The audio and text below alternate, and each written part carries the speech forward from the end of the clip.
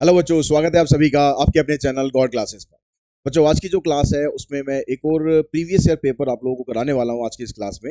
ये पेपर भी हमें एक स्टूडेंट ने सेंड किया है, तो स्टूडेंट का हम थैंक यू करते हैं कि उन्होंने ये पेपर हमें दिया ताकि हम सभी बच्चों के साथ इसको शेयर कर सके, इसके जो सॉल्यूशंस हैं वो शेयर कर सके और आप लोगों को कुछ आइडिया हो पाए कि जो लास्ट ईयर के क्वेश्चंस आए थे किस तरीके के क्वेश्चंस आए थे और इस तरीके के कितने क्वेश्चंस आने के चांसेस हैं, मतलब किस लेवल की आपको प्रिपरेशन करनी है।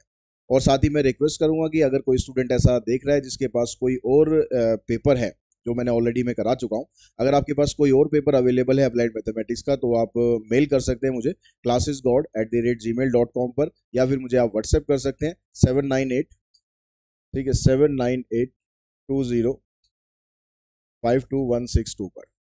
इस पर आप मुझे व्हाट्सएप कर सकते हैं या फिर classesgod@gmail.com, इस पर आप मुझे मेल कर सकते हैं। क्योंकि एग्जाम्स के अंदर बहुत ज़्यादा दिन नहीं रह गए, 21 तारीख से आपके एग्जाम होने वाले हैं, तो मैं कोशिश करूंगा कि जितने भी पेपर मेरे पास आए मैं वो सारे के सारे पेपर विद सॉल्यूशन आप लोगों के साथ शेयर कर सकूं। और ये क्वेश्चन पेपर भी आपको जो गॉड क्लासेस की ऐप है उसमें जो फ्री स्टडी मटेरियल है उसमें आपको CUT का जो सेक्शन है उसके अंदर आपको ये पेपर मिल जाएगा।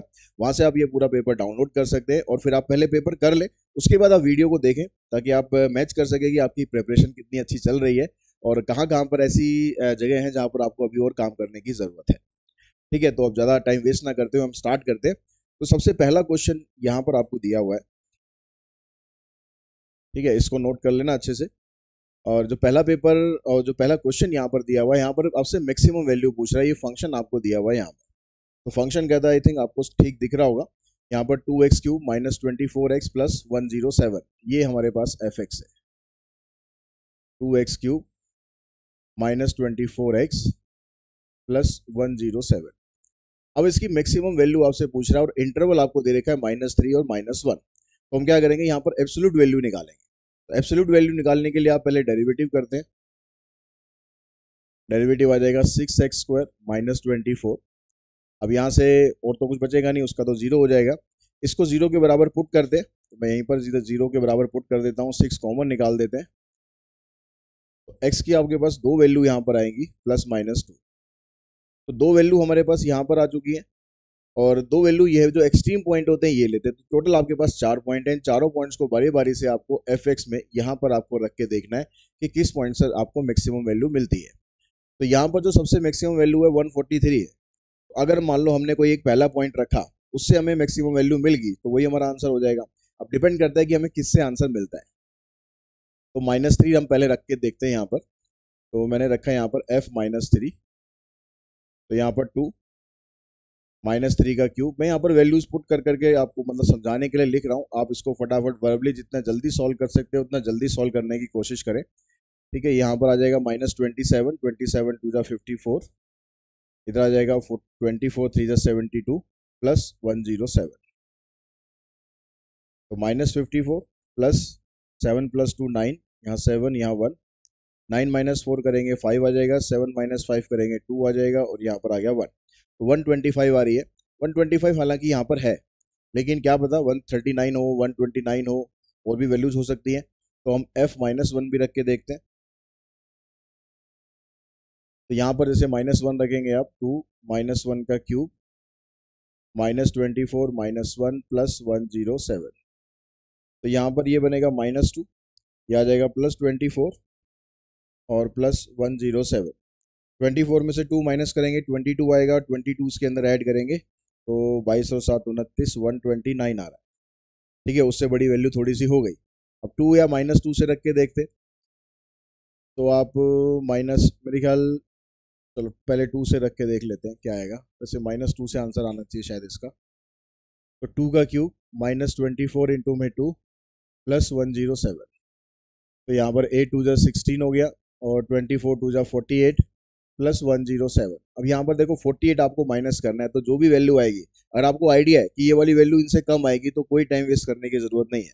अब यहाँ 107 में से आप 48 माइनस करोगे, 16 ऐड करोगे, तो इनसे बड़ी वैल्यू तो आ नहीं सकती, तो टाइम वेस्ट करने की जरूरत नहीं है। तो f-2 से निकाल के देखते हैं। 2 इंटू में -2 का क्यूब, 24 इंटू में -2 प्लस 107। तो ये आ गया -8 2 16 प्लस 48 प्लस 107। 48 और 107 को ऐड करेंगे 155, 15 माइनस 6 9, 4 माइनस 1 3, 139 हमारे पास वैल्यू आ रही है। अब इन सारी वैल्यूज में सबसे मैक्सिमम वैल्यू आएगी तो ये हमारा आंसर बनेगा इसका ऑप्शन नंबर फर्स्ट। अब आप कहोगे सर क्वेश्चन तो लंबा हो गया थोड़ा।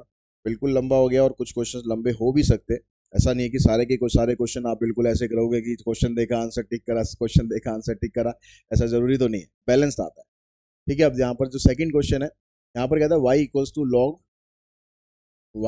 टू लॉग बेस में इसके 4 दिया हुआ है, फिर यहाँ पर एक्स स्क्वायर है, और हमें इसका सेकंड डेरिवेटिव निकालना है एट x इक्वल्स टू 2। तो यहाँ पर हम क्या करते हैं, पहले लॉग की प्रॉपर्टी लगाकर ये 2 को आगे ले लेते हैं। तो ये ऐसे आ जाएगा log 4, और ये 2 इधर आ जाएगा आगे, ये इधर आ गया। ठीक है, अब यहाँ पर चेंज ऑफ बेस फार्मूला लगा दो। तो चेंज ऑफ बेस फार्मूला क्या होता है, अगर आप ऐसे लिखते हैं log a to the base b, तो आप इसको ऐसे अलग अलग करके लिख सकते हो log a और log b। तो यहाँ पर भी हम इसको ऐसे ही करते हैं, 2 तो यहाँ पर आ ही गया, ये हो जाएगा log x और ये हो जाएगा log 4। अभी जो log 4 है ना, ये कांस्टेंट वैल्यू है। ये कांस्टेंट वैल्यू जब आप डेरिवेटिव करेंगे तो इसका कोई इंपैक्ट नहीं पड़ेगा। इवन आप इसको ऐसे लिख लो 2 log 2, ये कांस्टेंट वैल्यू है, इसको बाहर रखो। log 2 नहीं, सॉरी, log जो 4 है ना, इसको मैं ऐसे लिखता हूँ log 2 का स्क्वायर। क्यों लिख रहा हूँ मैं यहाँ पर, क्योंकि आंसर में या तो log 2 है या फिर वो नहीं है। तो मैंने 4 को यहाँ पर कर लिया ऐसे 2 की पावर 2, और अंदर जो log x है उसको ऐसे का ऐसे ही रखा हमने।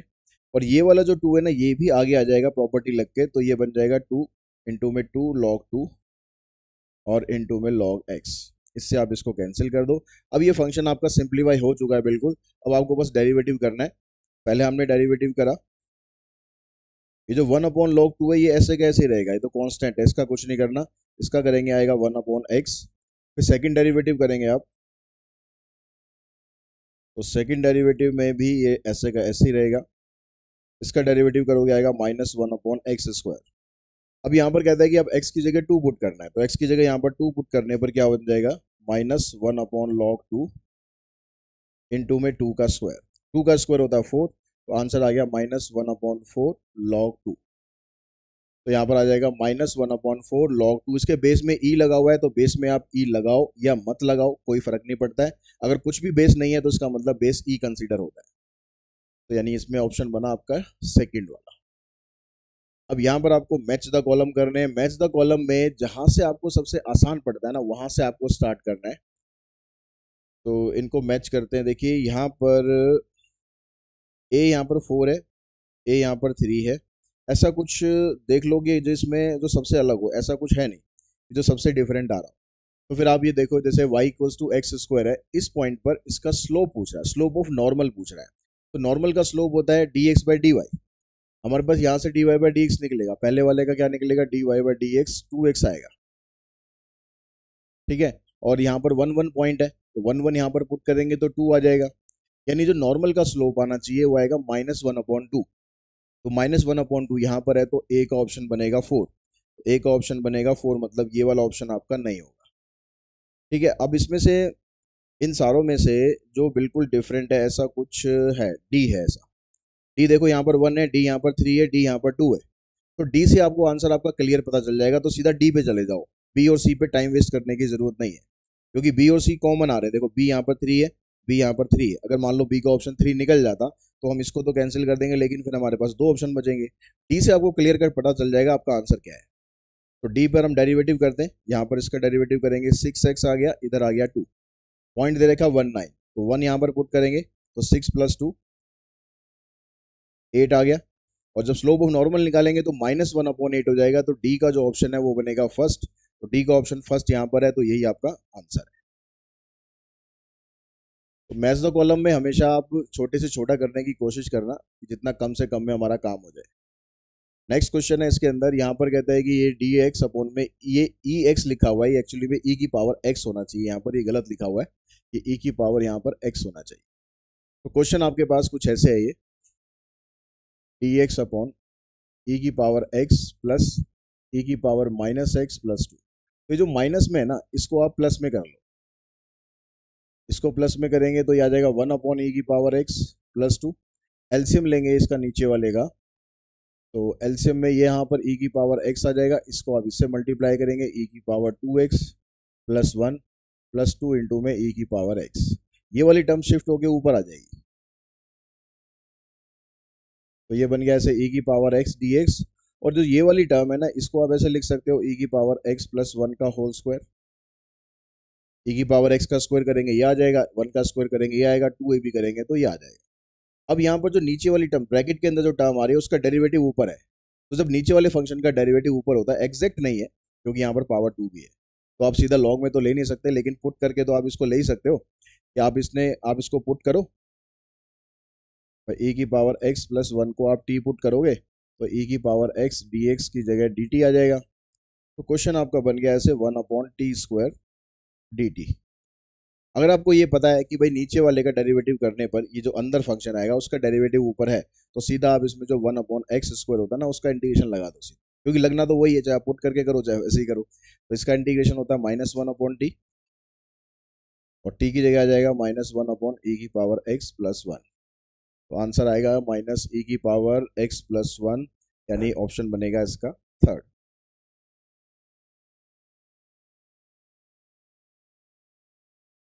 अब यहाँ पर 4 स्टेटमेंट आपको दी हुई है, इसमें से कौन सी स्टेटमेंट करेक्ट है ये आपको बताना है। ठीक है, अब यहाँ भी आपको ऑप्शंस दिए हुए हैं, ई भी है यहाँ पर, और छोटा कर देते हैं थोड़ा, ताकि आपको अपने आंसर जल्दी से जल्दी आइडेंटिफाई आप कर सको। जो प्रॉपर्टी देखो यहाँ पर कह रहा है A to B है, दिख रही है ऊपर वाला सब कुछ, ठीक है दिख रहा है ना, थोड़ा सा इसको और हम छोटा कर देते हैं, अब आई थिंक क्लियर दिख रहा है। ठीक है, अब देखिए सबसे ऊपर वाले में कहता है A to B है, एफ एक्स डी एक्स है, तो ये प्रॉपर्टी होती है कि अगर ए और बी को आप ऐड करके उसमें से एक्स माइनस करोगे तो उसके बराबर आएगा, तो यानी ये वाली जो स्टेटमेंट है ये ठीक है। तो ए हमारे पास इसमें भी है, इसमें भी है, इसमें भी है, तो ये ऑप्शन नहीं है। ठीक है, अब देखो इसमें इन तीनों ऑप्शंस में से केवल ई यहाँ पर है, तो पहले ई को चेक कर लो। ई में कह रहा है कि a to b f x d x है, और यहाँ पर लिमिट उल्टी हो गई, लिमिट उल्टी हो गई तो यहाँ पर माइनस का साइन आ गया, तो ऐसा ही होता है कि अगर हम लिमिट को उल्टा कर देते हैं तो साइन चेंज हो जाता है, तो यानी ये ई ऑप्शन भी ठीक है। अब ई देखो इसमें नहीं है, ई इस वाले में है और इस वाले में है, तो ये ऑप्शन भी हमारा खत्म हो गया। अब आप चेक कर लो बी को, कि बी है तो ठीक है भाई, हमारा यही आंसर है। तो बी में क्या कह रहा है, 0 to a F x d x में 2 आगे आ जाता है, नहीं ये गलत है, ऐसा नहीं, ऐसी कोई प्रॉपर्टी नहीं होती, तो ये हमारा ऑप्शन नहीं होगा। तो ये हमारा ऑप्शन नहीं होगा, तो हमारा ऑप्शन सिर्फ ये बनेगा। अब चेक करना चाहते हो डी को चेक कर लो, -a to a अगर होता है तो उसके दो आंसर होते हैं, अगर इवन फंक्शन होता है तो ऐसे हो जाता है, ऑड फंक्शन होता है तो ऐसे हो जाता है, तो ये ऑप्शन हमारा ठीक है, यानी आंसर बनेगा हमारा इसमें फोर्थ।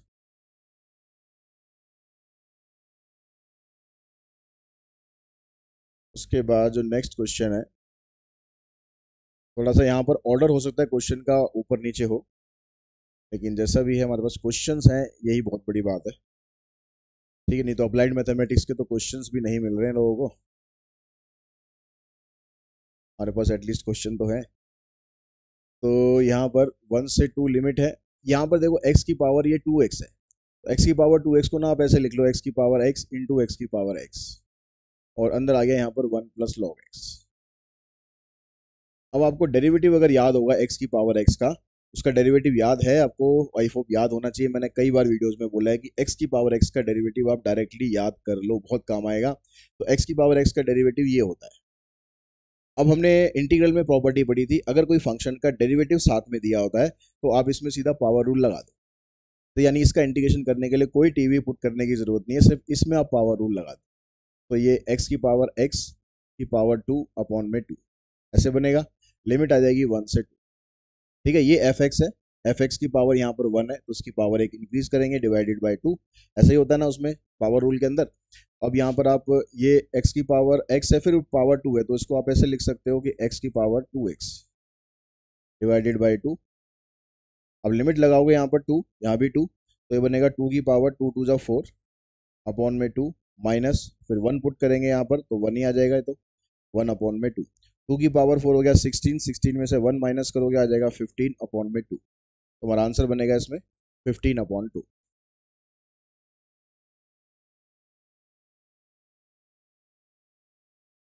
अब यहाँ पर कहता है कि डिफरेंशियल इक्वेशन बतानी है आपको, डिफरेंशियल इक्वेशन हमें बतानी है, लेकिन हमारी इक्वेशन तो छुप गई। तो यहाँ पर कहता है Y square equals to 4ax है, इसकी डिफरेंशियल इक्वेशन बनानी है। अब आपके पास जो फंक्शन है इसमें सिर्फ एक ही कांस्टेंट आपके पास है a, तो आप एक ही बार डेरिवेटिव कर सकते हो। अब एक बार डेरिवेटिव करके हमें इस a को खत्म करना है। अगर हम ऐसे ही डेरिवेटिव करते हैं तो वो खत्म नहीं होगा, आपको a की वैल्यू निकाल कर फिर बाद में पुट करनी पड़ेगी। यहाँ से a की वैल्यू निकाल कर फिर आपको आगे पुट करनी पड़ेगी। तो इसको खत्म करने का एक तरीका ये है कि मैं x को इधर ले आता हूँ और उसके बाद डेरिवेटिव करता हूँ। इसमें क्वोशिएंट रूल लगाना पड़ेगा आपको, लेकिन आपका जो a है एक ही बार में खत्म हो जाएगा, झंझट खत्म हो जाएगा। वाई स्क्वायर का डेरिवेटिव करेंगे 2y, d y by d x, denominator as it is रखना है, माइनस का sign, y square as it is और x का डेरिवेटिव 1 डिवाइडेड बाय डिनोमिनेटर का स्क्वायर इक्वल्स टू, ये कांस्टेंट है इसका हो गया 0। इसको क्रॉस मल्टीप्लाई करके वहां शिफ्ट कर देंगे, 0 हो जाएगा। इधर से आ जाएगा 2xy d y by d x minus y square equals to 0। y भी यहाँ से कॉमन निकल जाएगा, तो ये रहेगा 2x d y by d x minus y. अब देखो ऑप्शन में आपके पास क्या है, यहाँ पर d y by d x है खाली, तो इस 2x को हमें हटाना है। तो पहले इस माइनस वाई को उधर ले जाओ या 2x से सारा डिवाइड कर दो सीधा, तो d y by d x यहाँ आ जाएगा माइनस वाई अपॉन 2x। अब देखो ऑप्शन में क्या है, d y by d x minus y upon में 2x, तो इसका ऑप्शन बनेगा 4।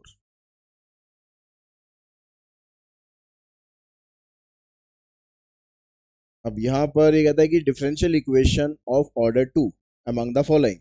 अब इसने डिफरेंशियल इक्वेशन का ऑर्डर 2 बता दिया, पूछ रहा है कि इसमें से कौन सी डिफरेंशियल इक्वेशन हमारी बननी चाहिए। तो जिसका ऑर्डर 2 होगा, नहीं जिसके अंदर सेकंड डेरिवेटिव आ रहा होगा, वो हमारा आंसर होगा। तो पहली इक्वेशन के अंदर y डैश का स्क्वायर है, तो मतलब डेरिवेटिव एक ही बार हो रहा है, तो ये आंसर नहीं है। यहाँ पर डेरिवेटिव 2 बार हो रहा है, तो यही हमारा आंसर है, क्योंकि यहाँ पर डेरिवेटिव 3 बार हो रहा है, यहाँ पर 1 बार हो रहा है। तो इसमें ऑप्शन नंबर 2 हमारा आंसर बनेगा, क्योंकि उसमें डेरिवेटिव 2 ही बार हो रहा है।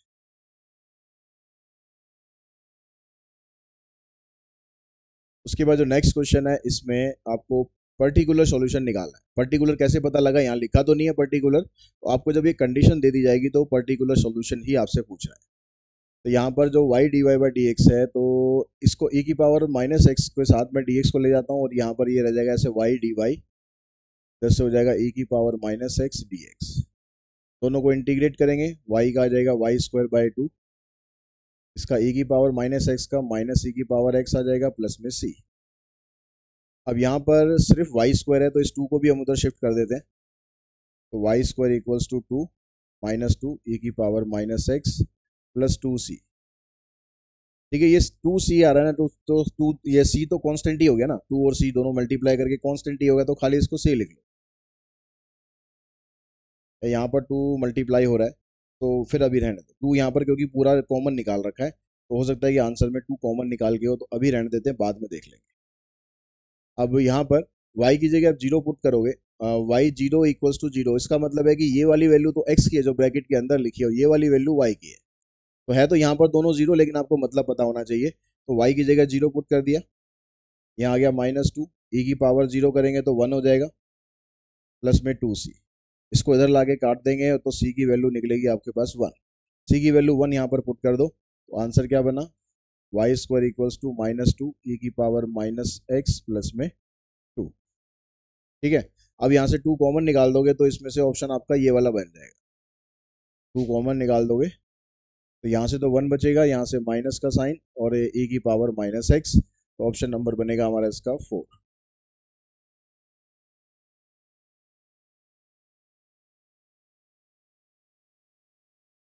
Let x be a random variable of getting a doublet on a single throw of a pair of fair dice।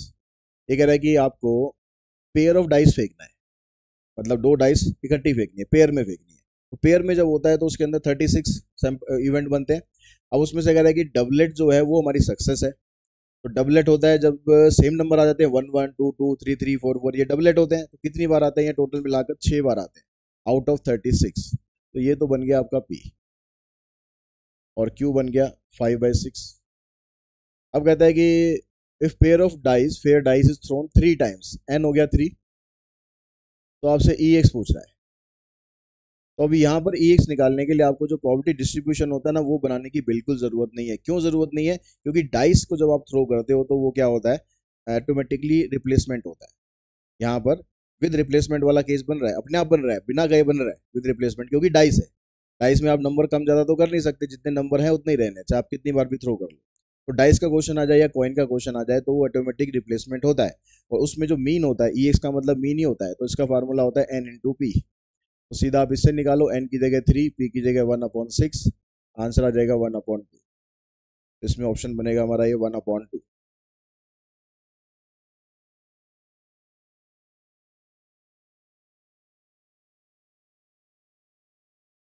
तो अब यहाँ पर कहता है कि if random variable x has the probability distribution, ये आपको रैंडम वेरिएबल दे रखा है, इसमें आपको के की वैल्यू बतानी है, इसमें के की वैल्यू मैं अगर आपको बताऊं तो ये इसका आंसर है, जहां तक मेरे को याद है।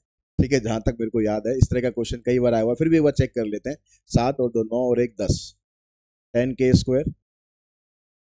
ठीक है, के वाली टर्म एक इधर होगी, 3 इधर आ गई, 4, 4 और 4 8 और 1 9। ठीक है, वही वाला क्वेश्चन बन रहा है। इक्वल्स टू में 1, इस 1 को आप इधर लाओगे,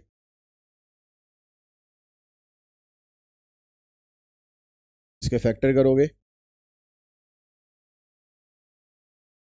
10k माइनस के,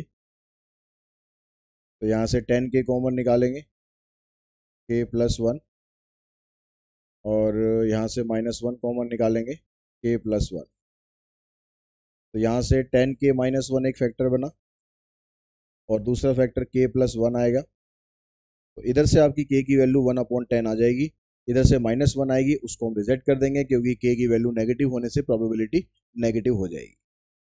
तो अब ये क्वेश्चन कई बार आया हुआ है, 12th क्लास में भी कई बार आया हुआ है, तो वो याद हो गया। ऐसे क्वेश्चन अगर आपको मिल जाते हैं पेपर में जो आपको याद हो चुके हैं तो बढ़िया, टाइम आपका वेस्ट नहीं होगा।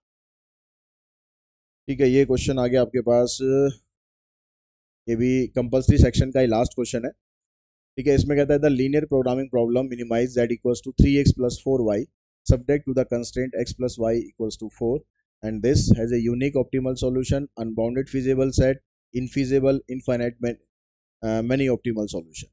तो यहाँ पर देखो, आपको दिया हुआ है x plus y less than equals to 4, और यहाँ पर दिया हुआ है 5x प्लस में 3y greater than equals to 30।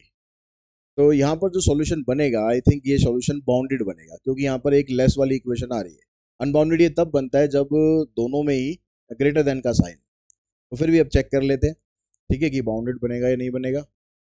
x की वैल्यू 0, y की वैल्यू 4, y की वैल्यू 0, x की वैल्यू 4, तो ये इक्वेशन आ गई। ठीक है, इसमें लेस का साइन है तो ओरिजिन की तरफ इसको शेड करना है आपको। यहाँ पर अगर x को 0 करते हो तो y आ जाएगा 10, तो मैं चलो यहाँ कहीं ले लेता हूँ। y को 0 करते हैं तो x आ जाएगा 6, y को 0 करते हैं तो x आ जाएगा 6, 5 6 30। अब ये वाली लाइन जो है ना, इसमें दोनों, ये वाली लाइन बाहर जा रही है, तो इसका सॉल्यूशन इधर है, इसका सॉल्यूशन इधर है, तो दोनों में कुछ कॉमन पार्ट नहीं आ रहा। कॉमन पार्ट नहीं आ रहा तो इसमें कोई भी सॉल्यूशन नहीं होगा, तो हम इसमें लिखेंगे इज इनफीजिबल। ठीक है, इसमें कोई भी आपके पास अनबाउंडेड ये नहीं है क्योंकि कॉमन नहीं है, यूनिक भी नहीं है क्योंकि कुछ कॉमन आ ही नहीं रहा, इनफाइनाइटली भी नहीं होगा क्योंकि कुछ कॉमन ही नहीं है, कुछ कॉमन ही नहीं। अगर ये लाइन कहीं क्रॉस कर जाती तो फिर बाउंडेड बन जाता, लेकिन ये क्रॉस नहीं कर रही है, एक उधर भाग रही है, एक इधर भाग रही है, और इसमें जो आप शेड करोगे, ठीक है, एक्स की वैल्यू जब आपने पुट करा तो वाई की वैल्यू 10 आ रही है, वाई की वैल्यू पुट करेंगे 0 तो एक्स की वैल्यू 6 आ रही है, और दोनों वैल्यू इधर बाहर की तरफ आ रही है, और इसका जो शेडिड पोर्शन है वो इधर है, इसका शेडिड पोर्शन इधर है, तो दोनों में कुछ भी कॉमन पार्ट नहीं है। ठीक है, तो ये कंपल्सरी पोर्शन जो है ये हमारा खत्म हो गया। आई थिंक मेरे पूरे क्वेश्चन हो गए हैं, फिर भी इसमें ऑर्डर थोड़ा बहुत इधर उधर हो रहा है, अगर एक आध क्वेश्चन कोई रह रहा होगा तो आगे आ जाएगा। नेक्स्ट क्वेश्चन देखो, ये हो गया, हाँ ये वाला क्वेश्चन आपके यहाँ दे रखा है आपको। इस क्वेश्चन में कहता है कि P Q R R partner in a business, P receive 3/5 of the total profit. P को टोटल प्रॉफिट का 3/5 पार्ट मिलता है, पी को 3/5 पार्ट मिल गया टोटल प्रॉफिट का। तो और कहता है कि while Q and R share the remaining profit equally. तो जब टोटल प्रॉफिट होता है, अगर रेशो में हम बात करते हैं तो टोटल कितना होता है, हमेशा 1 के बराबर होता है रेशो में। तो उस 1 में से 3/5 तो इसको मिल गया, 1 में से 3/5 इसको मिल गया, तो कितना रह गया, 2/5 रह गया। इस 2/5 में से क्यू और आर दोनों को इक्वल इक्वल पार्ट मिलता है, तो इसको भी 1/5 मिलेगा और इसको भी 1/5 मिलेगा। तो इस तरह से जो भी प्रॉफिट हो रहा है वो इसी रेशो में डिवाइड होगा, प्रॉफिट कम हो ज्यादा हो वो इसी रेशो में डिवाइड होना है। अब आगे कहता है b profit is increase by rupees 1800, b का profit in term of rupees अगर 1800 हो जाता है, then the rate of profit is increase from 10% to 13%। तो जो प्रॉफिट परसेंट है वो भी 10 से 13% हो जाती है। पहले 10% का प्रॉफिट हो रहा था, अब 13% का प्रॉफिट हो रहा है, यानी 3% बढ़ रहा है। तो इधर जो 3% बढ़ रहा है, इधर जो 3% बढ़ रहा है वो रुपीज में किसके बराबर है? 1800 के बराबर है। तो आपको टोटल प्रॉफिट बताना है कि टोटल प्रॉफिट कितना हुआ, और उसके बाद फिर आर की जो रेशो है, वो आर की जो रेशो है उसके हिसाब से आर का शेयर बताना है। तो जो 3% मैं मान लेता हूँ कि जो टोटल प्रॉफिट है उसका 3% अगर हम बढ़ाते हैं तो वो 1800 रुपये है। तो टोटल प्रॉफिट हम मान लेते हैं एक्स, इसका 3% हमने बढ़ाया, तो ये बन गया कितना? ये 1800 हो गया। 3 से आप इसको काटोगे तो ये आ गया, एक्स की वैल्यू आ गई 60,000। यानी जो टोटल प्रॉफिट था ना वो 60,000 हो रहा था, टोटल प्रॉफिट 60,000 हो रहा था। अब उस 60,000 में से आर की रेशो कितनी है? आर की रेशो है 1/5, तो इसका 1/5 निकाल दो। तो 60 से आप इसको काटोगे 12,000 आ जाएगा आपके पास आंसर। तो ये आपका टोटल प्रॉफिट आ जाएगा 12,000, इसका आर का।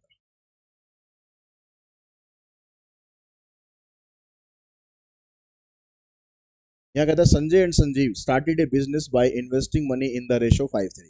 संजय और संजीव जो है बिजनेस में इन्वेस्ट करते हैं, 5 और 3 की रेशो में इन्वेस्ट करते हैं। After 3 months Manish joint them by investing an amount equal to the amount invested by Sanjeev.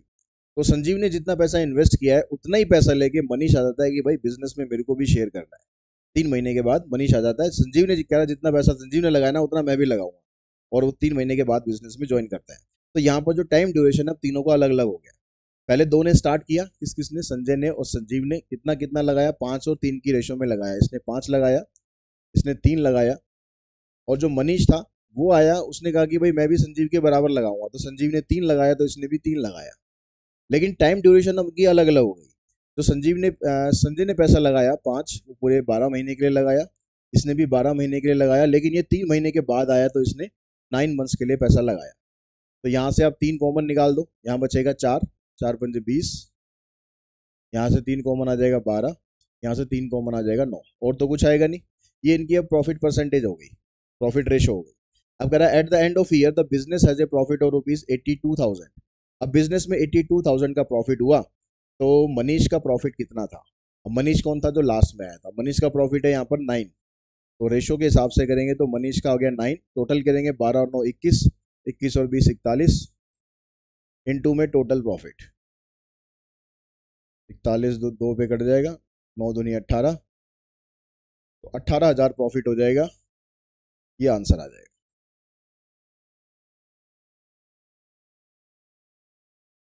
Next question है, यहाँ पर कहता है द वैल्यू ऑफ 13, फिर आगे मोड का साइन दे रखा है, ये मल्टीप्लीकेशन मॉडुलो यहाँ पर लिखा हुआ है, इसको यहाँ पर रिप्रेजेंट भी कर रखा है कि मल्टीप्लीकेशन मॉडुलो है।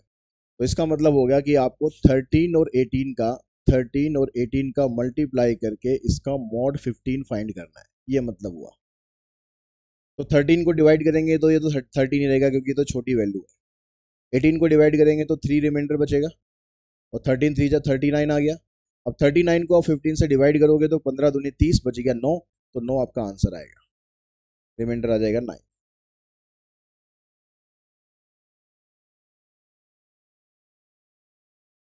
इसमें सिचुएशन यहाँ पर दोबारा आ रहा है क्वेश्चन। यहाँ देखो, यहाँ पर कहता है कि A B C participate in a race of length L metre. एक टोटल रेस जो है एल मीटर की रेस है, तो आपने एल मीटर की रेस एक बना ली, ठीक है, ये टोटल एल आ गया। अब कहता है कि a wins the race by beating b by x metre. A ने बी को हरा दिया एक्स मीटर के डिस्टेंस से।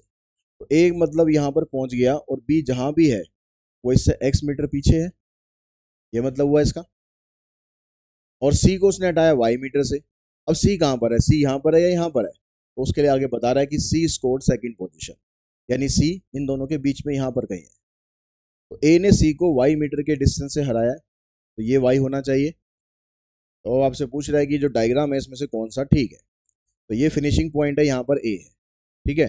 बी और सी देखो कहाँ कहाँ पर है, यानी बी और सी तो यहाँ लिखा नहीं है, एक्स और वाई के हिसाब से देखो, वाई इधर है तो ये वाला नहीं होगा, ये वाला भी नहीं होगा, यहाँ ये एक्स है ये वाई है ये भी नहीं होगा, ये y है और ये पूरा x है, यही हमारा आंसर है।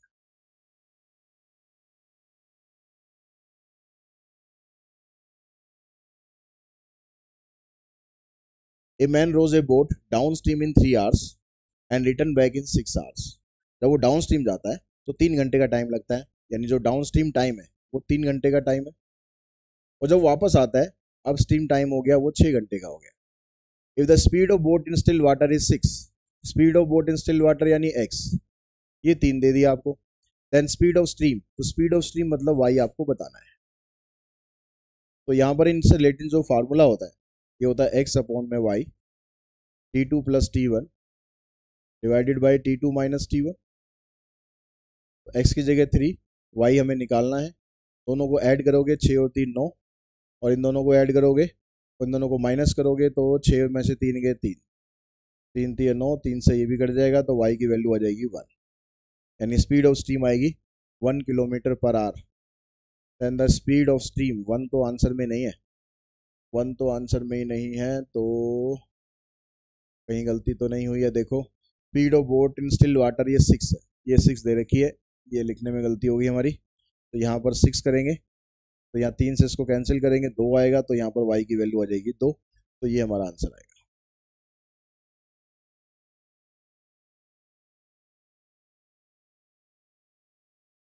अब यहाँ पर ये मैट्रिक्स इसके बराबर दे रखी है तो y की वैल्यू बतानी है। जब मैट्रिक्स आपस में इक्वल दे रखी है तो आप यहाँ से देखो z की वैल्यू निकाल लोगे -1, ठीक है। यहाँ से आप x प्लस जेड की वैल्यू लेंगे 3, तो उसमें से z की जगह -1 पुट कर दिया तो x की वैल्यू 4 आ जाएगी। अब आप यहाँ से लेंगे कि 2x minus y equals to 5, x की जगह 4 पुट करेंगे तो 4 2 जा 8, इसको इधर ले जाएंगे इसको इधर लाएंगे तो y की वैल्यू आ जाएगी 3, तो ऑप्शन बनेगा इसमें 1।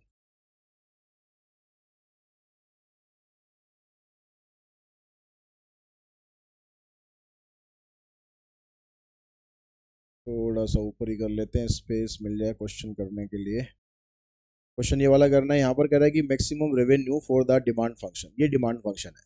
तो डिमांड फंक्शन से पहले आप रेवेन्यू फंक्शन बनाओ। रेवेन्यू फंक्शन होता है हमारे पास p इंटू एक्स, तो p आपके पास ये है, इसको x से मल्टीप्लाई करोगे 80 माइनस एक्स अपॉन 4 इंटू में x। तो ये जो 4 है ना इसको तो बाहर ही पड़ा रहने दो, मल्टीप्लाई अंदर कर लो बस, 80x माइनस एक्स स्क्वायर। अब ये कहाँ पर मैक्सिमम है ये आपको बताना है, और फिर मैक्सिमम रेवेन्यू भी निकालना है। तो उसके लिए डेरिवेटिव करते हैं,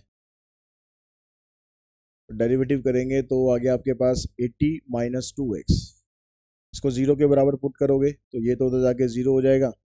80 माइनस 2x को 0 रखा तो x की वैल्यू बनी 40। तो एक ही पॉइंट निकल रहा है, इसी पर मैक्सिमम मिनिमम जो भी निकलना है इसी पर निकलना है, मैक्सिमम पूछ रहा है तो मैक्सिमम भी निकलेगा। तो 40 आप पुट कर दो रेवेन्यू फंक्शन में, यानी यहाँ पर आप पुट कर दो, या यहाँ पर पुट कर दो या यहाँ पर पुट कर दो, जहाँ यहाँ पर आसान रहेगा तो यहाँ पुट कर दो। 80 माइनस 40 अपॉन 4 इंटू में 40, ये कट जाएगा 10 पर, यहाँ पर 40 आएगा, 40 को 10 से करेंगे तो आ जाएगा 400, तो हमारा आंसर बनेगा इसमें सेकंड 400, ठीक है। इसके बाद चलते हैं हम नेक्स्ट क्वेश्चन पर।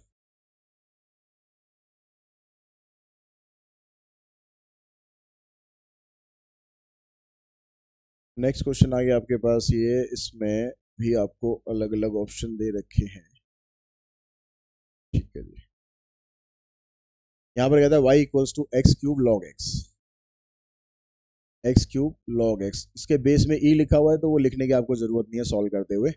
अब इसका डेरिवेटिव करो, डेरिवेटिव करते हैं हम, तो एक्स क्यूब का आ जाएगा 3x² log x as it is, plus x cube as it is log x का 1 अपॉन में x², ठीक है। ये 1 अपॉन एक्स, 1/x, इससे ये कैंसिल होगा और x² आप कॉमन निकाल दोगे यहाँ से तो आ जाएगा 3 log x प्लस 1, ठीक है। अब ये कहता है कि dy/dx में अगर x की जगह आप e पुट करते हो, तो अगर x की जगह हम e पुट करें तो ये क्या बन जाएगा, e का square 3 log e plus 1, 1 derivative जब हम करेंगे, चलो ठीक है, x की जगह e पुट कर दिया तो ये आ गया आपके पास 3, क्योंकि log e की वैल्यू 1 होती है।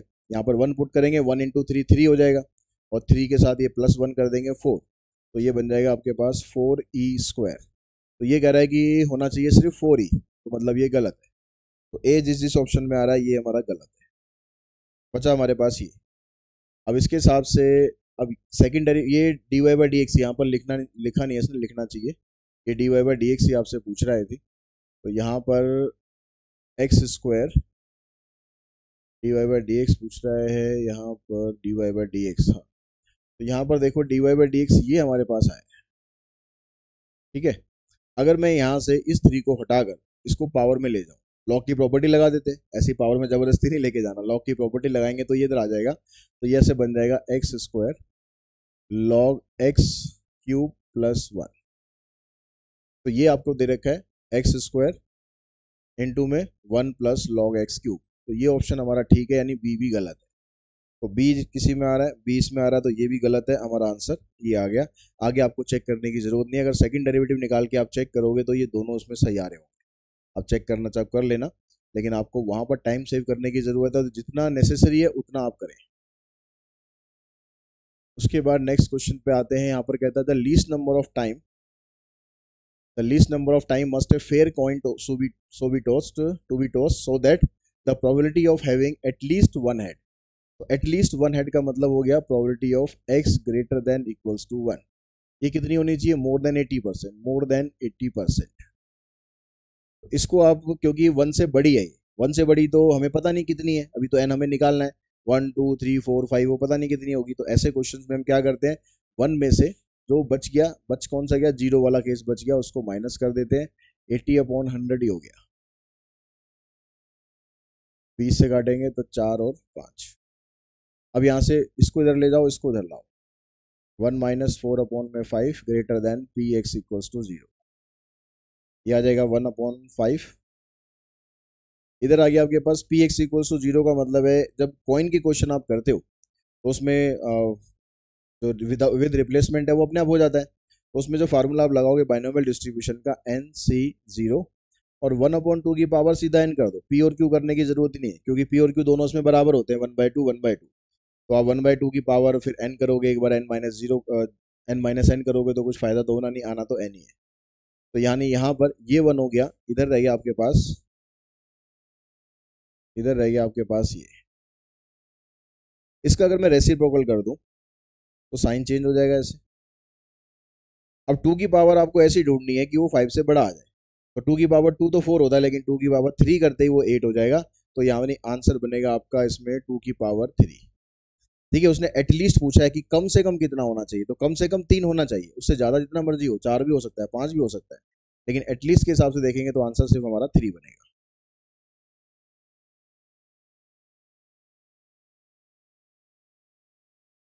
यहाँ पर ये क्वेश्चन आपको दिया हुआ है, इसमें वही आपको प्रॉपर्टी डिस्ट्रीब्यूशन बना लेना है। एक्स की वैल्यू जब 0 है तो ये 0.1 है, एक्स की वैल्यू 0 है तो प्रोबेबिलिटी 0.1 है, एक्स की वैल्यू 1 है तो यहाँ पर क्या है, ये के एक्स है। तो एक्स की जगह आप 1 डालोगे तो ये के हो जाएगा, और जब 2 रखेंगे तो भी यही प्रोबेबिलिटी है, तो ये बन जाएगा 2 के। 3 रखेंगे, 3 रखेंगे तो ये प्रोबेबिलिटी है, तो 3 हमने यहाँ पर रखा तो ये बनेगा 5 - 3, 2 आ गया, 2 को के से मल्टीप्लाई करेंगे तो 2 के। फिर 4 पुट करते हैं, तो यहाँ रखेंगे 5 - 4, 1 आ गया, 1 इंटू में के आ जाएगा, और बाकी जो वैल्यू रखने की जरूरत नहीं क्योंकि वो तो 0 है। तो यहाँ से इन सब का आप सम करोगे तो 3 और 3 6, 6 के प्लस 0.1, ये वैल्यू 1 के बराबर होगी, इसको आप उधर ले जाओ, 0.9 आ जाएगा, के की वैल्यू आ जाएगी 0.9/6। तो यहाँ से आप इसका आंसर देखोगे तो क्या बनेगा, 6 से अगर हम इसको डिवाइड करेंगे तो 0 पॉइंट, हमसे वैल्यू किसकी पूछी, इसकी नहीं पूछी है, तो के की वैल्यू है, हमसे वैल्यू इसकी पूछी है। तो ये वैल्यू, इसको थोड़ा सा और सॉल्व कर लेते हैं, ये 9/60 आ जाएगा, 3 3 जा 9, ये हो गया 3/20।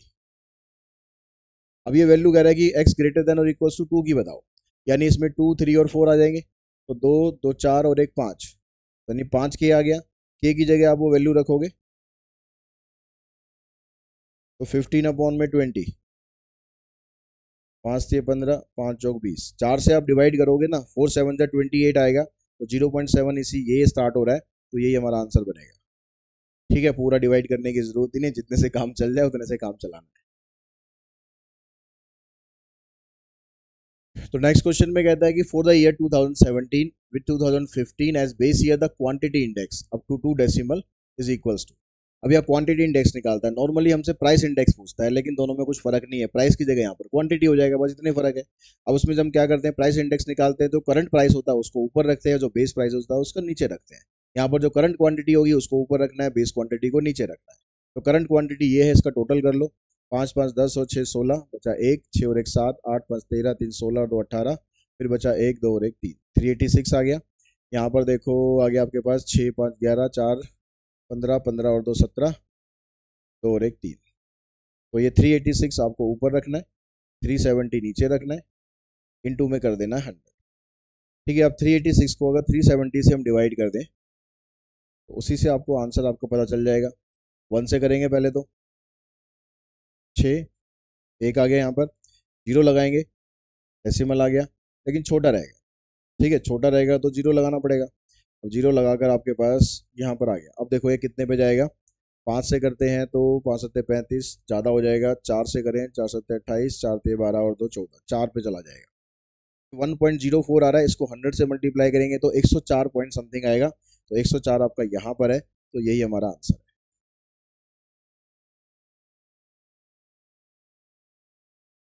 अब यहाँ पर फार्मूला आपसे पूछ रहा है कि when the unit of price of different commodities are not the same, कि जो यूनिट होती है मतलब कितना कंजप्शन हो रहा है, प्राइस तो आपको दे रखा है लेकिन जो कंजप्शन है वो सबका अलग अलग है, अगर वो डिफरेंट है मतलब अलग अलग है, then the formula suitable to calculate price index. तो इस वाले फार्मूले के अंदर तो आपके पास इसमें यूनिट का कोई वैल्यू नहीं है, यहाँ पर दोनों में क्वांटिटी इंडेक्स है, तो आंसर आपका सीधा सीधा यही बन रहा है। ठीक है, यहाँ पर जो पी आर है, ये पी आर डिनोट कर रहा है कि हर एक नंबर की जो क्वांटिटी है, हर एक वैल्यू की जो प्राइस इंडेक्स नंबर है, वो अलग अलग निकालना है, यानी उसके यूनिट से, उसके यूनिट के हिसाब से उसको निकालना है, और फिर टोटल नंबर ऑफ यूनिट से आप उसको डिवाइड कर दोगे, तो ये इसका आंसर बनेगा। बाकी किसी के अंदर वेट का मतलब मैटर ही नहीं करता, इसके अंदर वेट है लेकिन इसके अंदर प्राइस ही नहीं। तो हमारा आंसर बनेगा, और वैसे भी हमें प्राइस इंडेक्स निकालना है तो प्राइस इंडेक्स पी से डिनोट किया जाता है, तो ऑप्शन बनेगा इसका बी। तो नेक्स्ट क्वेश्चन में कहता है the effective rate that is equivalent to the nominal rate of 8% compounded quarterly. आर तो आपको 8% दे दिया, और कंपाउंडेड क्वार्टरली मतलब जो कंपाउंडिंग है वो 4 बार हो रही है। तो इफेक्टिव रेट ऑफ इंटरेस्ट का फार्मूला होता है 1 प्लस में आर अपॉन में 100 P raise to power P minus 1, फिर मल्टीप्लाई कर देते हैं 100 से इन टर्म ऑफ परसेंटेज निकालने के लिए। तो ये आ गया 1 प्लस में आर की जगह हो गया आपके पास 8 अपॉन में 100, यहाँ पर आ गया 4 रेस टू पावर 4 माइनस 1, 4 दूनी 8, 100 और 2 102, और अपॉन में 100 रेस टू पावर 4 माइनस 1। इसको आप डिवाइड करोगे तो आ जाएगा 1.02। अब 1.02 की पावर 4 की वैल्यू आपको यहाँ पर नहीं दी हुई है, तो फिर आपको निकालनी पड़ेगी, नहीं दी है तो फिर निकालनी पड़ेगी। ठीक है, अगर दे रखी है तो कोई बात नहीं, अगर 102 को 102 से आप मल्टीप्लाई कर लेते हो तो ज़्यादा ऐसा मल्टीप्लाई नहीं है, हो जाएगा फटाफट, 2 प्लेस छोड़ दो, ये आ गया 40401, फिर ये आंसर आया, फिर इसको इसी से मल्टीप्लाई कर दो, सीधी पावर 4 हो जाएगी, 4 चौक 16, फिर 16, फिर 4, फिर 2 प्लेस छोड़ो, फिर 4 से करोगे तो ये आएगा 61614, फिर 2 प्लेस छोड़ेंगे, फिर 1 से करेंगे 40401, 6 1 6 और 6 12, 1 और 1 2, 3 हो गया, 6 4 10, 4 14, 1 और 1 2, 4 4 8 0 1। ठीक है, डेसिमल लग जाएगा 1 2 3 4 5 6 7 8, तो ये आएगा 1.0824। इसमें से आप 1 को माइनस करोगे, ये वैल्यू 1 आ रही है ना, इसमें से 1 को माइनस करोगे तो कितना बन जाएगा 0.0824। परसेंटेज में करने के लिए इस डेसिमल को उठा के इधर लाओगे तो 8.24 हमारा आंसर आ जाएगा, 8.24 यानी ऑप्शन नंबर फर्स्ट।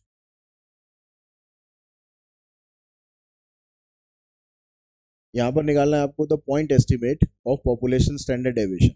जब आपसे पॉइंट एस्टिमेट बोल दिया उसने तो इसका मतलब आपको सैंपल स्टैंडर्ड डेविएशन निकालना है। तो सैंपल स्टैंडर्ड डेविएशन निकालने के लिए पहले आपको मीन चाहिए सैंपल का, तो सैंपल का मीन आ जाएगा 6 + 9 + 10 + 12 + 8 डिवाइडेड बाय 5। तो 12 8 20 10 30 30 और 40 45, 5 से डिवाइड करेंगे तो आ जाएगा 9। सैंपल मीन तो 9 आया। अब जो सैंपल स्टैंडर्ड डेविएशन है, या फिर आप कह सकते हो point estimate of population standard deviation, अगर ये पॉइंट एस्टीमेट वर्ड देगा तो फार्मूले में आपको क्या करना है, आपको लगाना है sigma X I minus mean का square divided by N minus 1। ठीक है, ये ध्यान रखना, अगर सिर्फ ये वर्ड ना देगा, पूछता पॉपुलेशन स्टैंडर्ड डेविएशन, तो खाली एन आएगा। एक पेपर में ऐसा भी क्वेश्चन था जिसमें खाली पॉपुलेशन स्टैंडर्ड डेविएशन पूछा था, तो उसमें एन लगाना है। जहां पर सैंपल स्टैंडर्ड डेविएशन निकालना पड़े वहां पर एन माइनस 1 लगाओ। तो यहाँ पर आप सॉल्व करेंगे, देखो एक्स आई आपके पास 6, 6 में से 9 माइनस करोगे -3 आएगा, -3 का स्क्वायर करना है तो वो 9 आ गया। फिर 9 माइनस 9 जीरो, उसका स्क्वायर भी यही रहेगा। 10 माइनस 9 1, स्क्वायर भी यही आएगा। 12 माइनस 9 3, 3 का स्क्वायर 9। 8 माइनस 9 -1, इसका स्क्वायर 1। नीचे आ गया n माइनस 1 यानी 5 माइनस 1। 9 और 1 10 और 10 20, यहाँ से आएगा 4, 5 पे ये कैंसिल हो जाएगा तो आ जाएगा √5। तो आंसर आ गया आपके पास √5।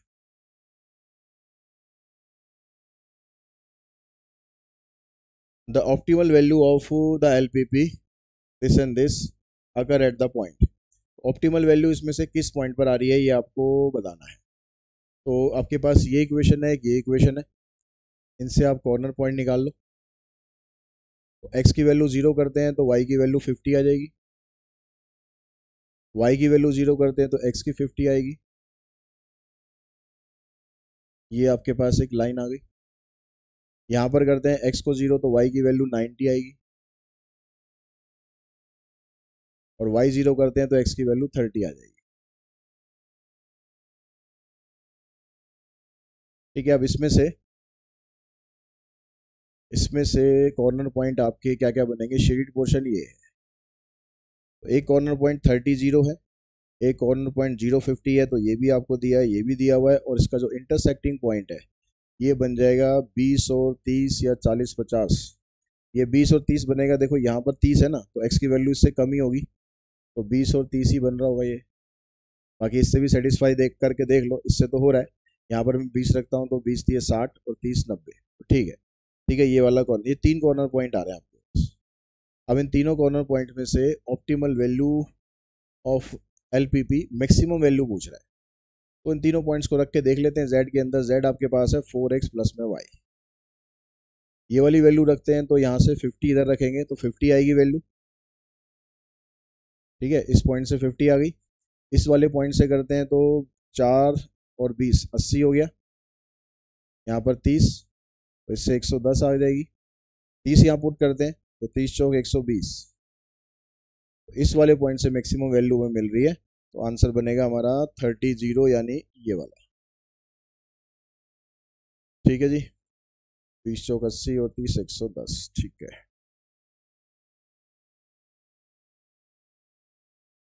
कहता है firm anticipate an expenditure of ₹5 lakh for plant modernisation at the end of 10 year from now. The amount up to 2 decimal places that the company must deposit at the end of each year into a sinking fund earning interest 5% per annum। पहला question देख रहा हूँ sinking fund का, 4-5 हम paper कर चुके हैं already, पहली बार क्वेश्चन सिंकिंग फंड का इसमें आ रहा है। तो सिंकिंग फंड में अब आपको ये बताना है कि कितना अमाउंट आप डिपॉजिट करोगे। तो जो फार्मूला होता है सिंकिंग फंड का, ये होता है A इक्वल्स टू में R 1 प्लस में I raise to power n minus 1 divided by I। ठीक है, अब इसके हिसाब से अगर आप अमाउंट लेते हो कितना, 5 लाख का अमाउंट है,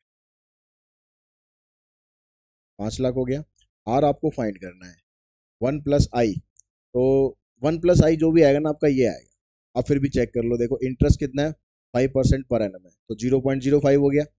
उसमें यहाँ पर आप रख के ऐड करोगे 1 प्लस में 0.05, तो ये आ जाएगा 1.05। टाइम आपको 10 साल दे रखा है, तो जब वैल्यू ये आनी है तो सीधा ये वैल्यू पुट करो 1.629 माइनस 1 डिवाइडेड बाय आई कितना है 0.05। इसको यहाँ लाके मल्टीप्लाई कर दो 25 आ जाएगा, 3 जीरो आएंगी, डेसिमल के बाद 2 जीरो है यहाँ पर, और यहाँ इसमें से इसको माइनस करोगे तो 0.629 आएगा इक्वल्स टू में आर। तो आर की वैल्यू क्या बनेगी 25000 फिर 2 0 3 0 और लगा दो और यहाँ पर 629, ये हमारा आंसर बनेगा। अब डेसिमल में इसका आंसर को निकालना है तो को आंसर आपको दो वैल्यू से पता चल जाएगा, तो इसमें शॉर्टकट के चक्कर में मत पड़ना, क्योंकि आपको पूरा डिवीजन नहीं करना है, आपको बस दो वैल्यू से ही पता चल जाएगा। तो 6 से मैं मल्टीप्लाई करूं, अगर 3 से करते हैं, 3 से करते हैं तो 3 9 = 27, 3 2 = 6 और 2 8, 3 6 = 18, तो 10 - 7 3, 9 - 1 8, 9 - 8 1 हो गया, यहाँ पर आ गया 14 - 8 6, ये बचा, जीरो उतारेंगे। उसके बाद देखो 3 से स्टार्ट हुआ है तो ये दोनों तो आंसर कट। अब ये देख लो कि ये 7 पे जाएगा या 9 पे जाएगा। अगर आप 9 से करते हो तो 9 6 = 54 होता है, तो ये आ सकता है। और 6 से करेंगे तो 7 से करेंगे तो 7 6 = 42, ज़्यादा छोटा हो जाएगा, तो 9 से जाना चाहिए। 9 9 = 81, बचेगा 8, 9 2 = 18 और 8 26, 2 बचेगा, 9 6 = 54 और 2 56, ठीक है, तो 9 पे जा रहा है हमारे पास, यानी यही हमारा आंसर बन जाएगा।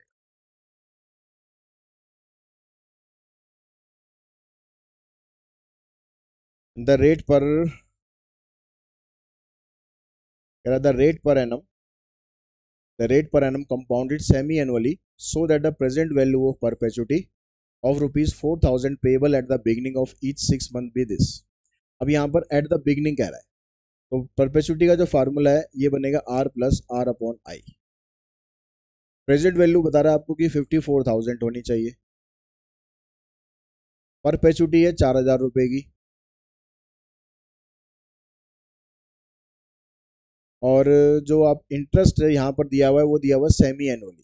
तो सेमी एनुअली के हिसाब से जो इंटरेस्ट अगर हम लेंगे, तो मान लो मैं x लेता हूँ, सेमी एनुअली की वजह से 2 से डिवाइड कर देंगे, तो इसको लिखेंगे x अपॉन में 200, अपॉन में 200 की जगह सीधा यहाँ लिख दो 200, इसको यहाँ लाके माइनस करोगे तो 50,000 आ गया, ये आ जाएगा यहाँ से 4,000 इंटू में 200 डिवाइडेड बाय x। तो 4 जीरो है यहाँ पर, 3 ये कट गई और 1 ये कट गई, ठीक है, 5 से ये भी कट गया, 5 चौक 20, x इधर आ जाएगा, x की वैल्यू आ जाएगी 16, तो 16% आएगा, ऑप्शन बनेगा ये।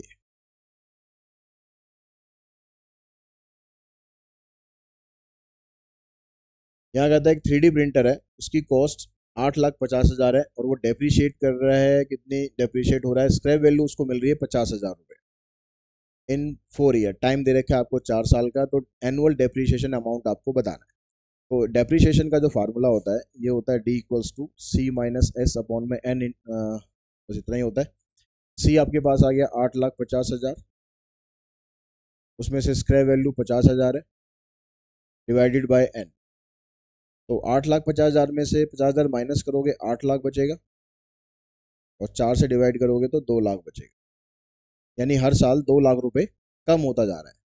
तो the book value of the printer eight the end of second year, 2 साल के बाद उसकी बुक वैल्यू आएगी, वो कितनी होगी। तो 1 साल के अंदर अगर 2 लाख कम हुआ है तो 2 साल के अंदर 4 लाख कम हो गया, और स्टार्टिंग में वैल्यू कितनी थी 8,50,000। 8,50,000 में से अगर आप 4 लाख माइनस करोगे, 4 लाख माइनस करोगे तो 4,50,000 बचना चाहिए, यानी ये तो कह रहा है कि 4 लाख बचना चाहिए, तो ये गलत कह रहा है। पहली स्टेटमेंट तो ठीक है, दूसरी गलत है। अब तीसरा जो डेप्रीशिएशन रेट है वो अगर हम यहाँ से निकालते हैं, तो डेप्रीशिएशन रेट का फार्मूला होता है, डेप्रीशिएशन रेट का फार्मूला होता है जितना डेप्रीशिएशन हो रहा है वो नीचे C - S इंटू में 100, तो डेप्रीशिएशन कितना हो रहा है 2 लाख का हो रहा है, और C - S करने पर कितना आया था हमारा 8 लाख इंटू में 100, तो ये कटेगा 4 से, 4 से कटेगा 25 पे, तो आंसर आ रहा है हमारा 25%, तो ये भी हमारा ठीक है। The book value of the printer eight the end of third year is 2,50,000, 3 साल के एंड के बाद जो बुक वैल्यू है वो 2,50,000 रुपये होगी, तो हर साल 2-2 लाख कम हो रही है, तो 3 साल में 6 लाख कम होगी, 8,50,000 में से 6 लाख माइनस करोगे तो 2,50,000 ही बचेगा, तो ये भी हमारा ठीक है। तो ऑप्शन होना चाहिए इसमें A, B, C और D। अब लेकिन प्रॉब्लम यहाँ पर ये है कि A, C, D यहाँ पर आपको नहीं दे रखा है, ठीक है, A, C, D आपको नहीं दे रखा है, B तो हमारा गलत है, तो ये तो ऑप्शन होगा नहीं, ये तो ऑप्शन होगा नहीं, C और E इसमें दे रखा है, E इसमें नहीं दे रखा है, यानी क्वेश्चन में ना इसमें फुल मिस प्रिंटिंग है। इसमें ये भी ऑप्शन नहीं बनेगा, यही ऑप्शन हम कंसिडर करके चलेंगे। इसमें बी और होना चाहिए था, बी नहीं सॉरी, सी और होना चाहिए था इसमें, तब ये बिल्कुल करेक्ट आंसर बनता। ठीक है, लेकिन फिलहाल जो ऑप्शन दिया हुआ उसमें आप ए और डी को टिक करना। ईएमआई का फार्मूला आपसे पूछ रहा है यहाँ पर सीधा सीधा। तो ईएमआई का फार्मूला, इसमें पावर जब माइनस एन होता है तो ये डिवाइड में होता है, पावर जब प्लस एन होती है तो ये ऊपर होता है, तो ये तो बनेगा नहीं, ये तो बनेगा नहीं। अब बचा हमारे पास इनमें से, तो पी के साथ आई भी मल्टीप्लाई होता है, पी इंटू में आई, 1 - 1 + आई की पावर -n, तो इसका ऑप्शन बनेगा यहाँ पर सेकेंड वाला। तो ईएमआई का फार्मूला होगा हमारा ये।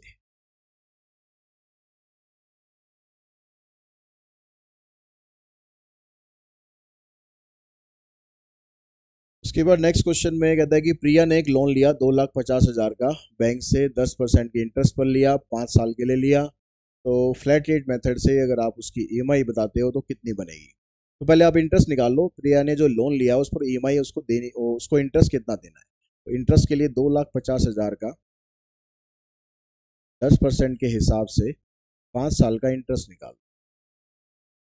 तो 2 जीरो कैंसिल हो गई, तो 25 × 5 = 125, 1,25,000 ये इंटरेस्ट हो गया।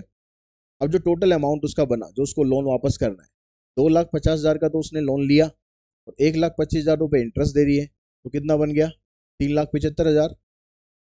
इतना टोटल उसे पे करना है, 3,75,000। और कितनी ईएमआई बनानी है, ईएमआई बनानी है 5 साल की।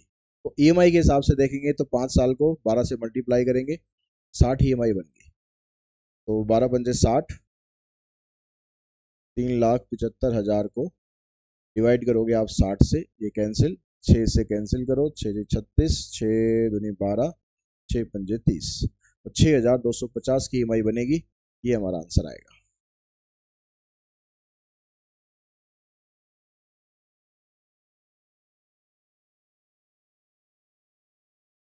इस क्वेश्चन में कहता है कि vessel contain 56 litre of mixture of milk and water in the ratio 5:2। अब आपको क्वांटिटीज में ऑलरेडी इसने दे दी है और क्वांटिटी के हिसाब से उनकी रेशो दे दी है, तो आप पहले यहाँ पर वैल्यू निकाल लो। जरूरी नहीं कि इसको आपको उसमें मिक्सर वाले उसमें फॉर्मेट में रखना है। 56 टोटल आपके पास मिक्सचर है, उसमें से मिल्क और वाटर 5 और 2 की रेशो में है, तो मिल्क कितना हो गया, 5/7, रेशो का टोटल 7 आ गया। इन टू में कर देंगे 56 लीटर, 7 × 8 = 56, 8 × 5 = 40, 40 लीटर मिल्क हो गया। तो वाटर जो बचेगा वो आ जाएगा 16 लीटर। ठीक है, अब कहता है कि the amount in litre of water to be added, water के अंदर हम कितना ऐड करें कि रेशो 4:5 हो जाए। तो अभी हमारे पास मिल्क 40 है, ये 16 है, इसके अंदर कितना ऐड कर दें कि रेशो 4:5 हो जाए। तो 4 से आप इसको कैंसिल करो, यहाँ आ जाएगा 50, और आप वैल्यू निकालोगे एक्स की तो आ जाएगी 34। तो 34 लीटर आपको इसमें ऐड करना पड़ेगा।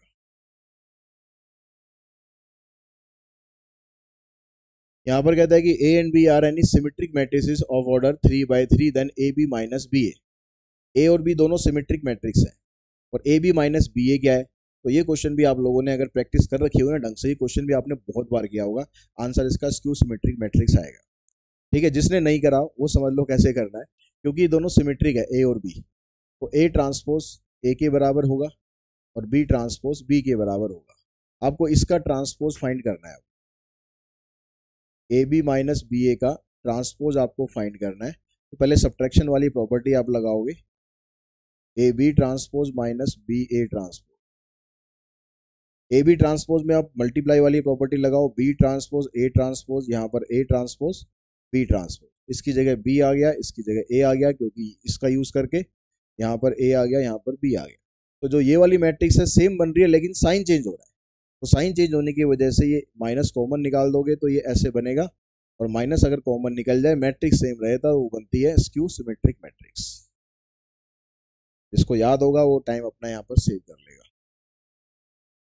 यहाँ पर ये फंक्शन आपको दिया हुआ है x/2 2/x, और रियल नंबर कह रहा है कि 0 के अलावा कुछ भी हो सकता है। तो इसमें से आपको बताना है कि लोकल मैक्सिमा इंक्रीजिंग डिक्रीजिंग क्या होगा, इसमें से ये बताना है आपको।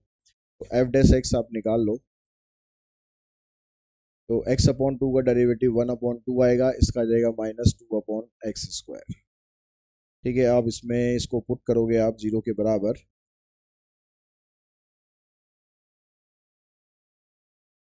तो ये इधर चला जाएगा, एक्स स्क्वायर की वैल्यू आ जाएगी 4, एक्स की वैल्यू बनेगी +-2। अब सेकंड डेरिवेटिव निकाल कर चेक कर लो कि ये मैक्सिमा है मिनिमा है क्या है यहाँ पर। ये सेकंड डेरिवेटिव करेंगे तो 1/2 का तो 0 हो जाएगा, इसका करोगे आप तो ये आ जाएगा 4/x³। ठीक है, अब +2 डालोगे तो प्लस में आएगी वैल्यू, माइनस वाली डालोगे तो माइनस में आएगी वैल्यू। 4/2 का क्यूब यानी ग्रेटर देन 0 आ रहा है, ग्रेटर देन 0 का मतलब मिनिमा हो गया एट x=2। तो मिनिमा दिया हुआ है यहाँ पर, local minimum value at x=2, local maximum value at x=-2, तो यही हमारा आंसर बनेगा।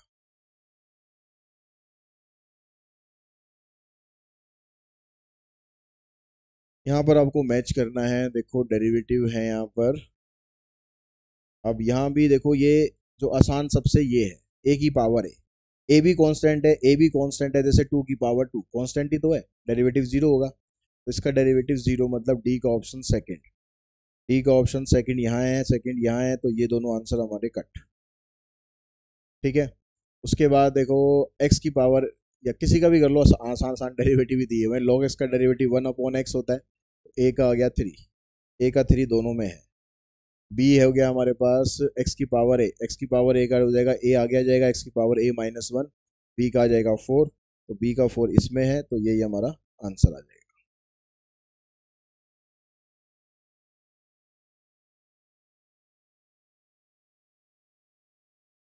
यहाँ पर आपको पूछ रहा है क्या, ये ट्रेंड लाइन की इक्वेशन दे रखी है, तो यहाँ पर ए किसको रिप्रेजेंट कर रहा है, ए की वैल्यू क्या है।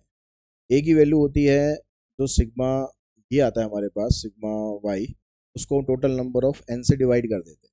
तो ये टोटल कितना आ रहा है, 5 और 6 11, 11 और 6 17, 17 8 25 और 5 30, 30 को आप डिवाइड कर दोगे 1 2 3 4 5, तो 6 आ जाएगी वैल्यू, तो ए की वैल्यू आ जाएगी 6।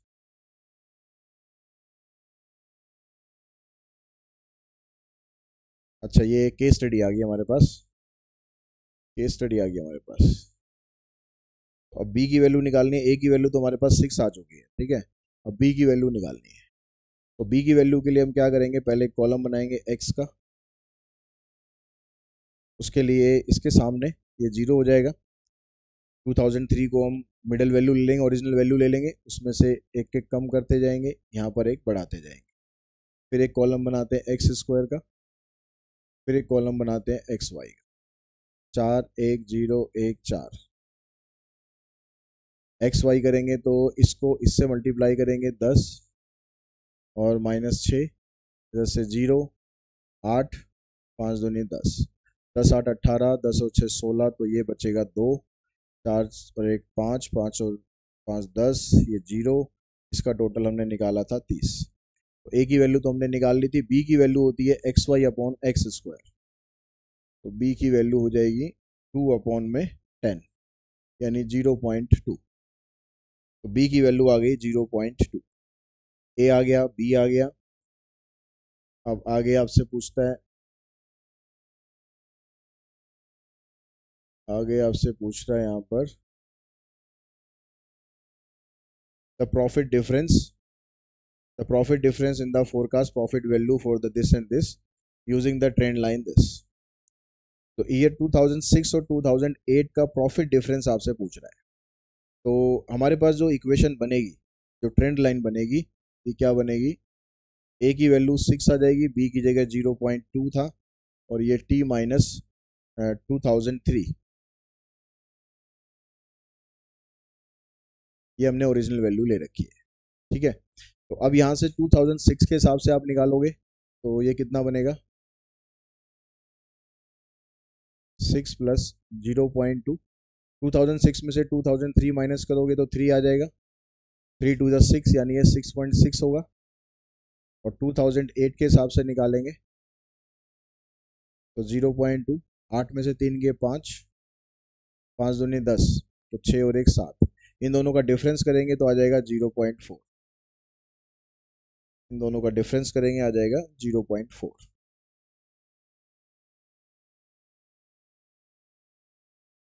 The trend value for the year 2004।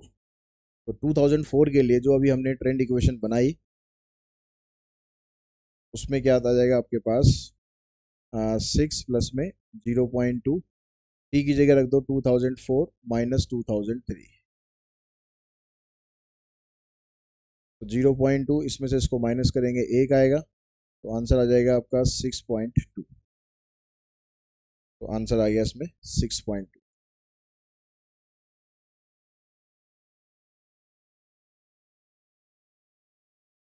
इसके बाद नेक्स्ट क्वेश्चन में तो फोरकास्ट फॉर द ईयर 2010। अब 10 के लिए पूछ रहा है तो सेम वही करो आप, ए की जगह 6, बी की जगह 0.2 और यहाँ पर 2010 माइनस 2003। तो यहाँ 7 आ गया, 7 को इससे मल्टीप्लाई करोगे 1.4, तो 7.4 आंसर आ गया। इसका ऑप्शन बना आपके पास 4। तो पहली केस स्टडी हमारी कंप्लीट होगी। केस स्टडी इसमें तो बहुत आसान दे रखी थी, होपफुली इसी तरह की केस स्टडी आपको मिल जाए। ठीक है, अब नेक्स्ट में करते हैं, ये भी एलपीपी की केस स्टडी है। इसमें कह रहा है आपसे इक्वेशन ऑफ लाइन बीसी।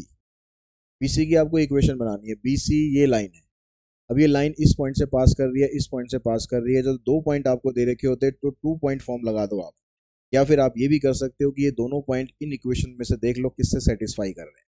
तो अगर मान लो मैं 80 जीरो को लेता हूँ तो यहाँ पर रखेंगे 80, यहाँ जीरो, तो ये इक्वेशन सेटिस्फाई नहीं कर रही। यहाँ करेंगे 80 और यहाँ पर रखेंगे जीरो, तो ये कर रही है। यहाँ करेंगे ये भी कर रही है, ये नहीं कर रही। तो ये दो इक्वेशन कर रही हैं। अब ये वाली वैल्यू रख के चेक कर लो कि कौन सी करेगी। तो यहाँ पर 0 माइनस 42 जा 80 माइनस 80 आएगा, तो ये नहीं करेगी। तो ये आपका आंसर आएगा x+2y इक्वल्स टू 80। तो आप ऐसे भी कर सकते हो, ठीक है, या फिर आप 2 पॉइंट फॉर्म लगाओ, उससे आप अपना आंसर निकाल सकते हो।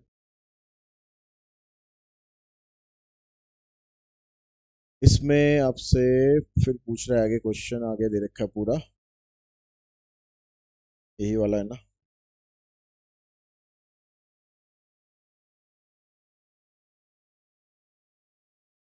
यहाँ पर इक्वेशन पूछता है एडी की, तो सेम कंसेप्ट यूज करो। एडी की लाइन ये है, इसके पॉइंट 50 जीरो है और 0 103 है। तो पहले 50 जीरो डालो, 50 को 2 से करेंगे 100 आना चाहिए, यहाँ पर 200 लिख रहा है, ये गलत है। ये हो सकता है 52, ये नहीं होगा, और ये हो सकता है।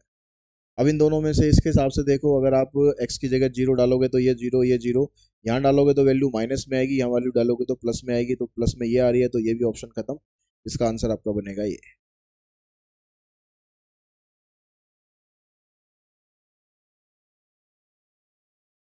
अब इसके बाद कहता है the point B and C respectively. ये वाला पॉइंट क्या है और ये वाला पॉइंट क्या है। तो इस वाली जो लाइन की इक्वेशन थी आपके पास, जो हमने फर्स्ट में निकाली थी, क्या इक्वेशन निकाली थी। इक्वेशन थी हमारे पास x+2y इक्वल्स टू 80। ठीक है, इसकी इक्वेशन है x+2y इक्वल्स टू 80। तो अब एक तरीका क्या है कि आपके पास ये जो लाइन है, इस लाइन में y की वैल्यू 16 है, तो यहाँ पर आप 16 पुट कर दो y की जगह। ये आ जाएगा 32। तो 80 में से 32 आप माइनस करोगे, 10 में से 2 गए 8, 7 में से 3 गए 4, 48। तो ये वाली वैल्यू आएगी आपके पास 48 और y की वैल्यू आएगी 16। तो b का पॉइंट तो आपके पास ये आ गया 48 16, मतलब या तो ये होगा आंसर या फिर ये होगा, ये दोनों नहीं होंगे। आप वैसे भी आइडिया लगा सकते थे कि यहाँ पर ये 50 है तो 50 के आसपास ही x की वैल्यू होनी चाहिए। ठीक है, y की वैल्यू तो 16 ही रहेगी, ये लाइन है सीधी। x की वैल्यू आपके पास 50 के आसपास तो सिर्फ यही है, 48 48, ये दोनों तो बहुत दूर है। अब ऐसे आप y की वैल्यू को एस्टिमेट कर सकते हो। यहाँ पर हमें c का पॉइंट निकालना है, ये वाला। अब इसमें देखो ये 100/3 है, 100/3 का मतलब है 33.33। तो 33 के आसपास y की वैल्यू कहाँ पर है इसमें, इन दोनों में, तो यही है 33। तो यही हमारा आंसर है, ये नहीं है। ठीक है, ये हमारा आंसर है। सी का जो पॉइंट बनेगा 14 और 33 बनेगा। इसको आप चेक करना चाहो चेक कर सकते हो इसकी तरह। तो इसकी इक्वेशन थी, इसमें आप y की जगह आप डाल दो 100/3 और उसको सॉल्व करोगे तो आपके पास x की वैल्यू 14 आ जाएगी। तो हमें अपना टाइम बचाना है, जितना ज़्यादा हम टाइम सेव कर सकते हैं। अब यहाँ पर कंस्ट्रेंट आपसे पूछ रहा है, तो कंस्ट्रेंट हमारे पास क्या क्या होंगे। तो हमने जो पहली इक्वेशन निकाली थी, कंस्टेंट इक्वेशन तो हमने निकाली रखी है ना। पहली इक्वेशन हमारी आई थी x plus 2y equals to 80। ठीक है, x प्लस 2y यहाँ पर 80 है। अब लेस आएगा ग्रेटर आएगा अभी बाद में डिस्कस करते हैं। ये वाली इक्वेशन हमारी ये थी। अब इसका जो शेडिड पोर्शन है वो नीचे की तरफ है, तो यानी यहाँ पर आएगा लेस। तो x plus 2y less than equals to 80 सभी में यही दे रखा है। ये वाली जो दूसरी इक्वेशन है 2x प्लस में 3y 100, इसका ये वाली इक्वेशन ये है। इसका जो शेडिड पार्ट है ना वो ऊपर की तरफ है, बाहर की तरफ है, तो यहाँ पर आएगा ग्रेटर देन। तो ग्रेटर देन सिर्फ इसमें किस में है, ग्रेटर देन इन दोनों में है, तो ये हमारा ऑप्शन नहीं है, ये हमारा ऑप्शन नहीं है। ठीक है, तो ये दोनों तो कट हो गए, ये दोनों कट हो गए। अब इसमें देखो x की वैल्यू 14 है, यहाँ पर दोनों में ग्रेटर है, यहाँ भी दोनों में ग्रेटर है। x की वैल्यू 14, x की वैल्यू 14 है, ठीक है, और y की वैल्यू 16 है। तो x की वैल्यू 14 है, y की वैल्यू 16 है, तो यही हमारा आंसर है। इसमें उल्टा कर रखा है, x की वैल्यू 16 कर रखी है, y की वैल्यू 14 कर रखी है।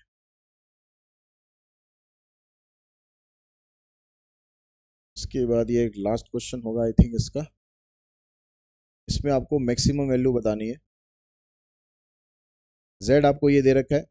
जो कॉर्नर पॉइंट थे हमारे, कॉर्नर पॉइंट क्या क्या आए थे, ये वाला पॉइंट आया था हमारे पास कितना था, 48 और 16। ये था 14 और 33। और ये वाला पॉइंट आपका, ये पॉइंट क्या बनेगा, ए और डी। इसकी इक्वेशन थी हमारे पास x plus 2y equals to 80। इस लाइन की इक्वेशन थी x plus 2y equals to 80। तो ये लाइन में आपके पास ये दोनों पॉइंट तो आ ही चुके हैं। इस लाइन के पॉइंट हमें देखने थे। ये लाइन कौन सी है हमारे पास, ये लाइन है 2x प्लस में 3y इक्वल्स टू 100। तो यहाँ पर ये लाइन जब क्रॉस करेगी इसको, तो y की जगह 16 यहाँ पर पुट करेंगे, तो 16 3 जा 48, और 48 को वहाँ ले जाके माइनस करोगे 52, तो x की वैल्यू आ जाएगी 26। तो ये पॉइंट आएगा 26 और 16।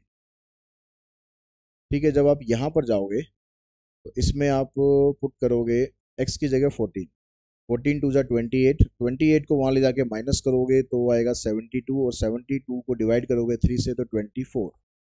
x की वैल्यू यहाँ पर आएगी 14 और 24। ठीक है, ये इसके कॉर्नर पॉइंट है। चारों कॉर्नर पॉइंट डालने हैं आपको इसके अंदर, तब आपको मैक्सिमम वैल्यू मिलेगी। तो पहले मैं डाल देता हूँ 14 और 24 को। तो 14 टू जा 28 यानी 280 आ गया, 24 3 जा 72, 8 2 10, 7 2 9 और 1 10, 1000। फिर दूसरा पॉइंट ये ले लेते हैं 26 और 16। तो 26 टू जा 52, 16 3 जा 48, 8 2 10, 5 4 9 और 1 10। इस पर भी सेम आ रही है। उसके बाद फिर 48 और 16, 20 इंटू में 48 960, 16 3 जा 480, 8 6 14, 9 7 13 और 1 14, 1340, 9 4 13 और 1 14, 1440। ये वैल्यू आ रही है। फिर एक पॉइंट रहेगा आपके पास 14 और 33। यहाँ डालते हैं इसको, 14 दूनी 28, 3 3 9, 9 और 8 17, 9 और 2 11 और 1 12। इन सब में से जो मैक्सिमम वैल्यू है आपकी यही आ रही है 1440। तो यही आपका आंसर आएगा। तो आई थिंक ये सारे क्वेश्चन हमारे कंप्लीट हो गए हैं इस पेपर के। एक क्वेश्चन जो वहाँ पीछे रह रहा था मेरे ख्याल, एक क्वेश्चन कंपल्सरी सेक्शन का ये है, a is a square matrix then a minus a dash. अगर ए एक स्क्वायर मैट्रिक्स है तो ए माइनस ए डैश क्या आएगा। ए में से उसके ट्रांसपोज को कभी भी आप माइनस करोगे तो हमेशा स्क्यू सिमेट्रिक मैट्रिक्स आएगी, तो ये आंसर आएगा इसका स्क्यू सिमेट्रिक। ठीक है, एक क्वेश्चन और है यहाँ पर कंपल्सरी सेक्शन का। इतने कितने क्वेश्चन छूट गए थे हमारे क्या, चलो जो भी हैं कर लेते हैं। ये दे रखा है, बी ये दे रखा है, 3a प्लस में 2b, देन a12 a21। तो 3a का मतलब है इसका 3 टाइम्स कर देते हैं, 3 4 जा 12, 3 2 जा 6, 3 3 जा 9, 3 1 जा 3। और 2b का मतलब आ गया, 2 को b से कर देते हैं, 2 5 जा 10, 2 3 जा 6, 2 1 जा 2, 2 2 जा 4। 12 और 10 22। हमें क्या पूछा है इसने, a12 और a21। a12 मतलब पहले इसको सॉल्व कर लेते हैं, 22, 6 और 6 12, 9 और 2 11, 3 और 4 7। a12 ये है हमारे पास और a21 ये है, इन दोनों का टोटल करोगे तो आ जाएगा 23। तो आंसर बनेगा ये।